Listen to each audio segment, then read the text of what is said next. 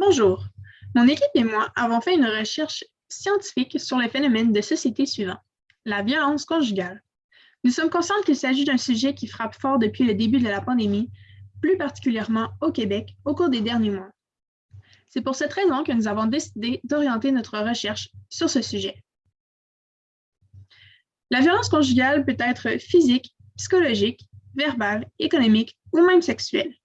L'objectif de notre recherche était de voir à quel point l'ensemble de la population sait ce qu'est la violence conjugale et s'il y a un lien possible entre le genre de répondants ou des personnes en général et certains aspects de ce sujet.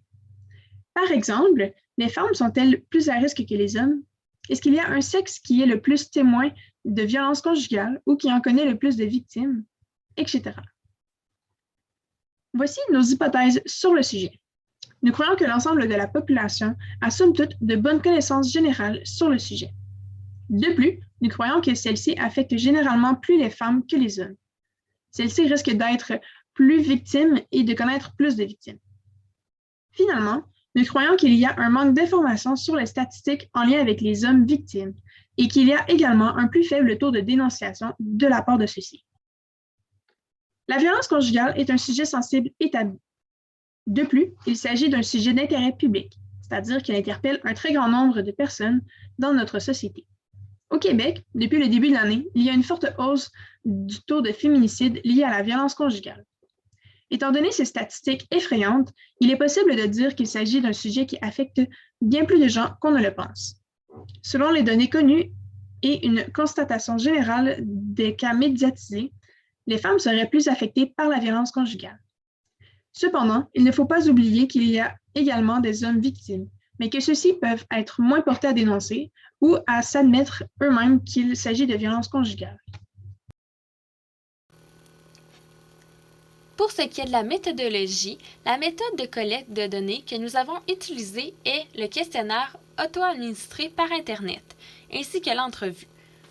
Pour ce qui est du questionnaire, nous avons réalisé un Google Form puisqu'il s'agit de la méthode de collecte de données la plus efficace pour recevoir le plus grand nombre de réponses rapidement, en particulier en cas de pandémie. De plus, comme il s'agit d'un questionnaire anonyme, les personnes sont plus portées à être honnêtes. Par la suite, il était aussi facile de faire des corrélations avec les réponses obtenues grâce à la création de tableaux à l'aide de l'encodage des données.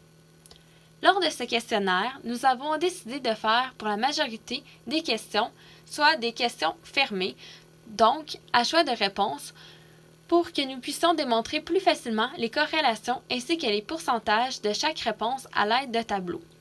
Nous avons aussi fait des questions semi-ouvertes pour que les répondants puissent donner davantage de détails ou d'autres réponses que celles que nous avons mises avec la case « Autres ».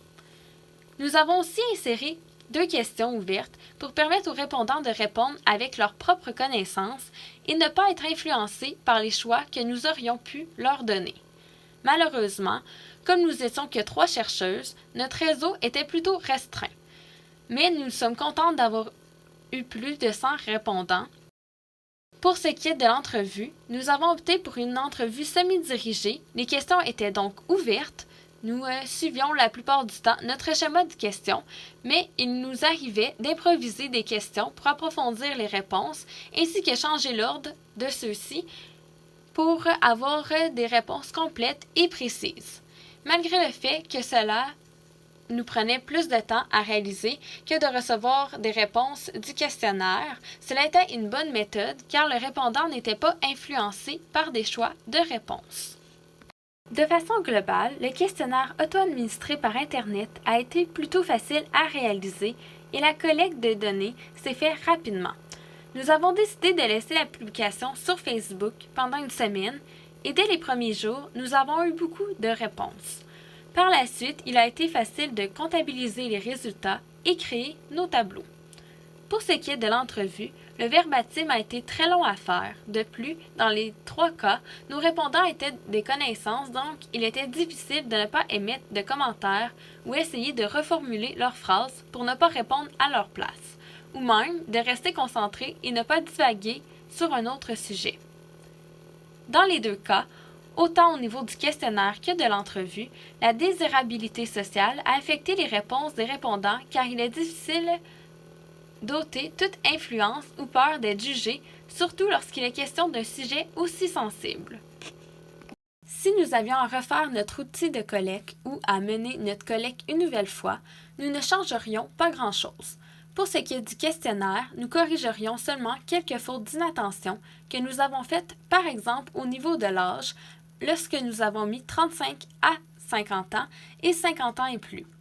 Nous aurions aussi pu faire davantage attention à l'ambiguïté de nos questions pour être sûr qu'elles soient bien comprises, par exemple aborder qu'un seul sujet à la fois pour chaque question.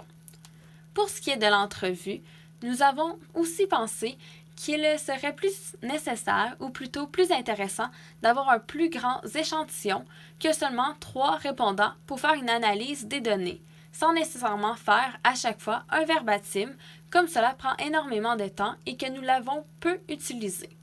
Il faudrait aussi faire attention à éviter de créer de la désirabilité sociale, ainsi qu'influencer les réponses des répondants avec nos choix de réponse ou la formulation de nos questions.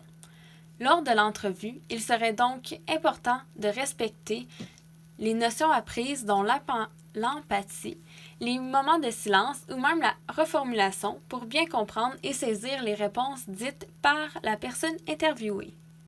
Par la suite, les résultats les plus intéressants de notre recherche sont premièrement la capacité qu'ont les gens à identifier une victime de violence conjugale selon leur genre.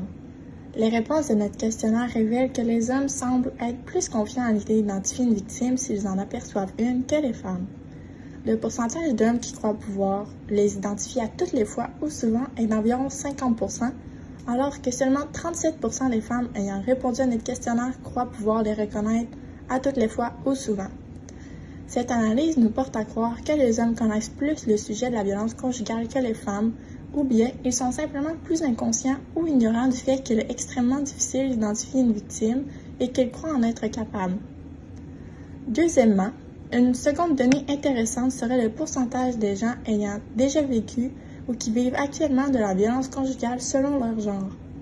Il est intéressant de voir que le pourcentage est tout de même élevé, soit 28% des gens qui ont répondu à notre questionnaire sont victimes de violences conjugales présentement ou l'ont déjà été.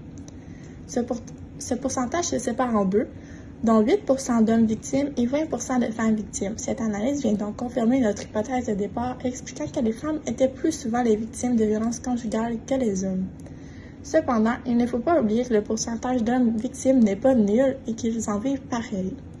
Peut-être même autant, mais il y a beaucoup moins de dénonciations du côté des hommes. Ce qui nous a surpris, c'est que la majorité des gens avaient une définition tout de même assez claire de la violence conjugale et que certains ont même identifié toutes les formes de violence conjugale, soit verbale, psychologique, sexuelle, physique et économique. Les principales difficultés au niveau de l'analyse ont été qu'il a été difficile d'analyser certaines des réponses du questionnaire puisqu'elles n'étaient pas précises. Cependant, ils ont répondu selon leur connaissance personnelle de la violence conjugale, alors on s'attendait à avoir des réponses imprécises. Nous avons aussi remarqué, à la fin de notre questionnaire, lorsqu'il était temps d'interpréter des résultats, que plusieurs de nos questions n'étaient pas utiles, et il était donc plus difficile de trouver des données à analyser parce qu'ils en avaient très peu d'intéressantes et utiles nous permettant de faire des liens avec les variables. Pour conclure, notre question de recherche étant de savoir à quel niveau l'ensemble de la population connaît le sujet de la violence conjugale, avec nos questions, nous pouvons affirmer que le niveau de connaissance de la population est très élevé. En effet, 95% de nos répondants semblaient connaître la définition de la violence conjugale et pouvoir la définir plus en détail par la suite. Les femmes sont effectivement, selon notre questionnaire, plus touchées par cette situation que les hommes. Plus de femmes ont dit en avoir vécu, comme je l'ai mentionné plus tôt, malgré que les hommes en vivent aussi. Globalement, nous avons vécu notre recherche plutôt comme un cours au lieu qu'une véritable recherche qui aurait pu réellement faire avancer les choses. Mais on comprend qu'en effet, c'est juste un cours et que nous n'avions pas autant de temps et de facilité à faire cette recherche. Les points faibles et à améliorer seraient évidemment que le cégep était à distance et qu'en plus de nos cours, de nos loisirs et de nos emplois, nous avions la difficulté à trouver du temps pour se rencontrer tous ensemble. Cependant, le point fort de notre équipe est la communication. Lorsqu'on arrivait à trouver un bon moment pour travailler tous ensemble, on travaillait bien, on était plus productifs que si on travaillait chacune de notre côté. La recherche avançait beaucoup plus rapidement en équipe.